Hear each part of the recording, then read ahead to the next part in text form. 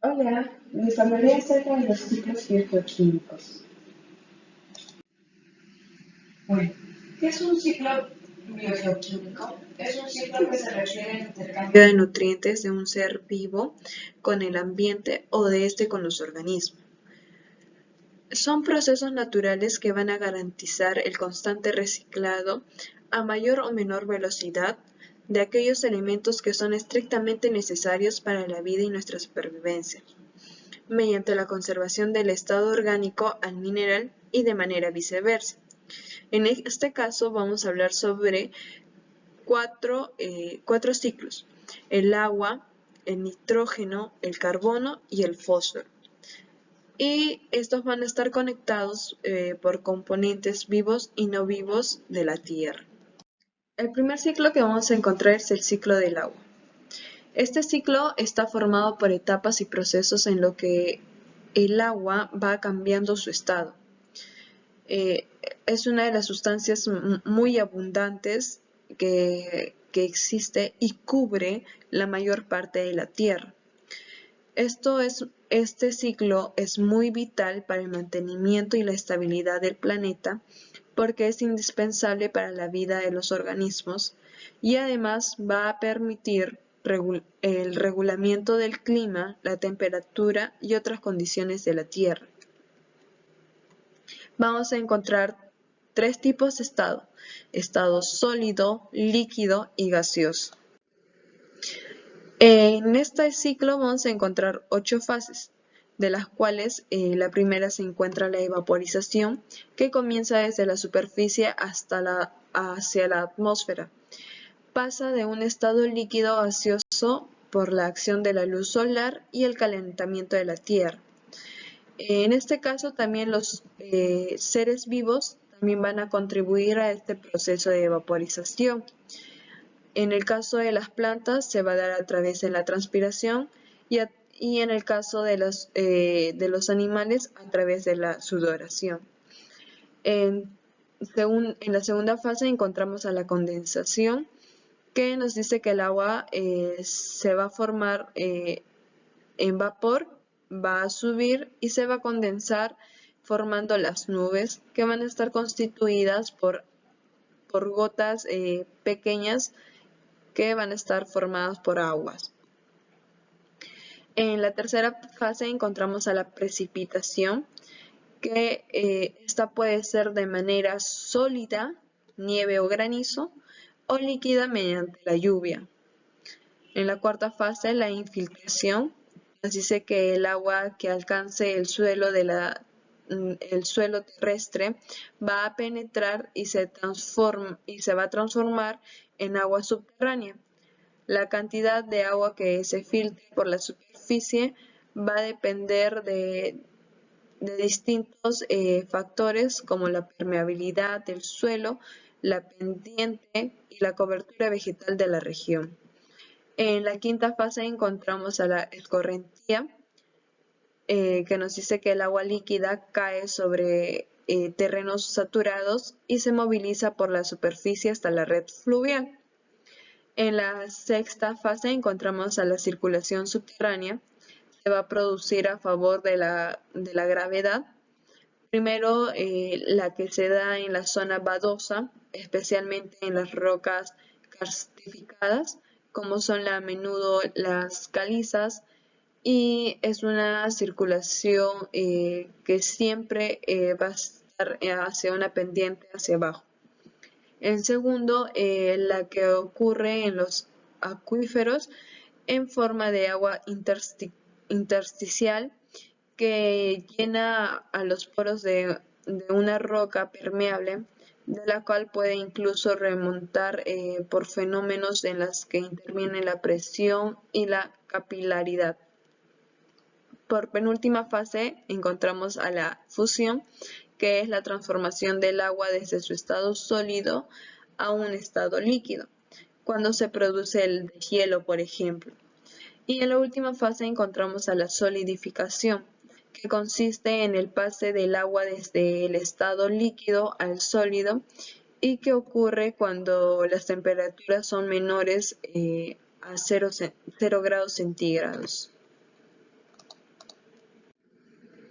En el ciclo del carbono es un ciclo biogeoquímico en el cual se describen los movimientos de carbono a través de la biosfera, litosfera, atmósfera e hidrosfera. El carbono es uno de los elementos más abundantes de la Tierra. También es un elemento no metálico que va a formar parte de los océanos, rocas, suelos y seres vivos. Principalmente es un componente de la materia orgánica o biológica.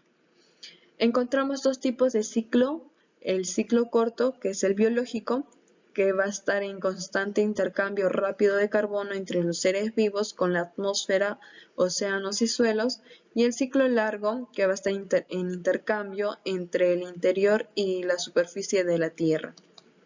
En este ciclo del carbono encontramos en la primera fase la combustión, que es la liberación del calor hacia el medio ambiente, donde esta energía se deriva de la quema de los combustibles fósiles.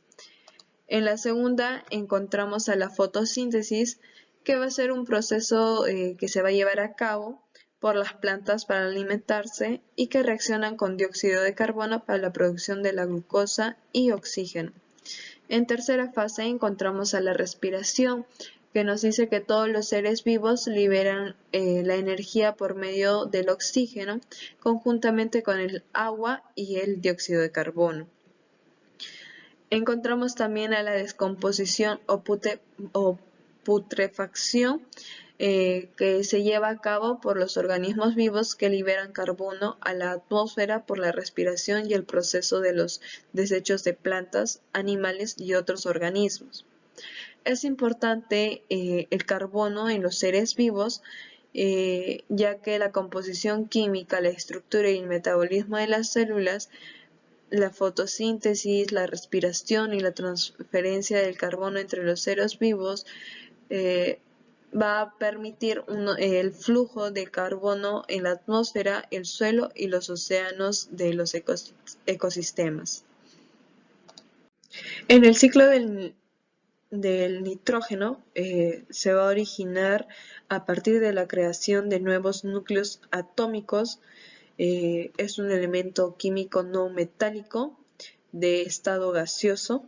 Se manifiesta en diversas formas químicas, orgánicas e inorgánicas por la pérdida de electrones que permite elaborar aminoácidos, el ADN y proteínas. Juega un papel fundamental en el crecimiento de las plantas y en los tejidos de los organismos. Es un ciclo en el cual va a depende de la biosfera y de todos los organismos para el crecimiento. Este se refiere a un conjunto de procesos químicos biológicos que permite suministrar a los seres vivos de nitrógeno para su desarrollo. ¿Y cuáles son los reservorios del ciclo del nitrógeno? Encontramos a la atmósfera, que su presencia atmosférica se encuentra en un 78% y de mayor abundancia en esta misma. En las rocas sedimentarias encontramos que está mezclado en un 21% con la materia orgánica y los océanos. Y por último, los microorganismos participantes van a ser los fijadores, los nitrificadores y los desnitrificadores. Bien, en este ciclo vamos a encontrar en la primera fase, la fase de la fijación, que es obtener el nitrógeno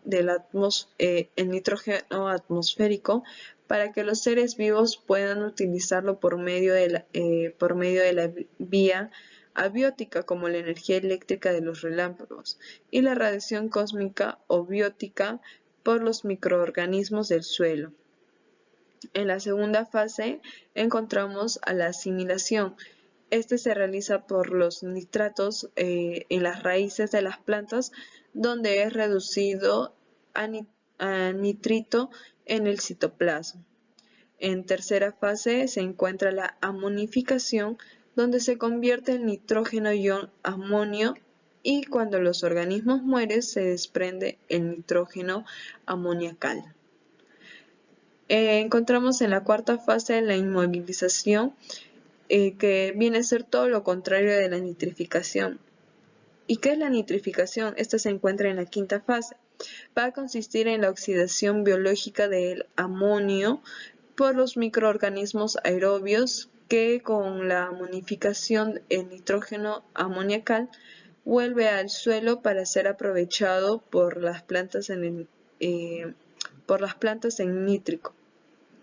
Y por último encontramos a la desnitrificación, que va a ser todo lo opuesto a la fijación. Es la respiración anaeróbica que devuelve el nitrógeno a la atmósfera y por el nitrato disuelto en el agua. Por último encontramos al ciclo del fósforo. Este va a jugar un rol muy indispensable en los seres vivos. Está poco presente en el cuerpo de los seres vivos. Forma parte de las macromoléculas de mayor importancia como el ADN, el ARN o el ATP. La vida y los elementos inorgánicos van a mantener un balance para que estos diversos elementos químicos sean reciclados. Este ciclo no sería posible en rápidos términos sin las cadenas tróficas de los distintos ecosistemas. Encontramos en el ciclo del fósforo en primera fase la erosión y meteorización, que viene a ser el fósforo que abunda en minerales terrestres y se va a encontrar en la tierra firme o en el fondo de los mares. Los efectos constantes de la lluvia, la erosión eólica y solar, así como la acción accidental de la minería del ser humano, va a permitir que estas reservas de fósforo salgan a la superficie y sean transportados hasta los diversos ecosistemas. Encontramos a la siguiente la fijación en las plantas y la transmisión en los animales. Las plantas absorben el fósforo de los suelos o fijan en su organismo, tanto en el caso de las plantas terrestres como de las algas y el fitoplancton, que lo absorbe de las aguas marinas. A partir de allí es transmitido a los animales que se alimentan de las plantas, en cuyos cuerpos también es almacenado, y del mismo modo a los depredadores de dichos animales herbívoros y a sus depredadores,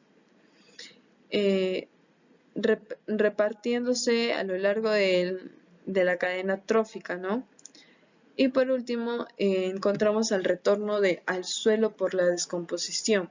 Nos dice que son las excreciones de los animales, que son ricas en compuestos orgánicos que al ser descompuestos por bacterias y otros organismos del reciclaje natural, retornan a ser fosfatos aprovechables para las plantas, transmitiéndoles al suelo. Lo mismo ocurre cuando los animales mueren y se descomponen, o cuando la carroña deja de la cacería es descompuesta. En estos casos, los fosfatos retornan al suelo para ser aprovechados por las plantas o para continuar escurriéndose en ríos y lluvias hacia el mar. Por último, de los últimos, encontramos el retorno al suelo por sedimentación, que es otra vía de retorno al fósforo del cuerpo de los animales hacia la tierra. Es mucho más larga que la permitida por la acción de los animales, y tienen que ver con la fosilización de sus restos orgánicos y desplazamientos tectónicos de las reservas de fósforo de origen orgánico hacia las profundidades de la Tierra, pero tales levantamientos geológicos pueden demorar miles y miles de años en ocurrir. Bueno, eso sería todo. Gracias por su atención.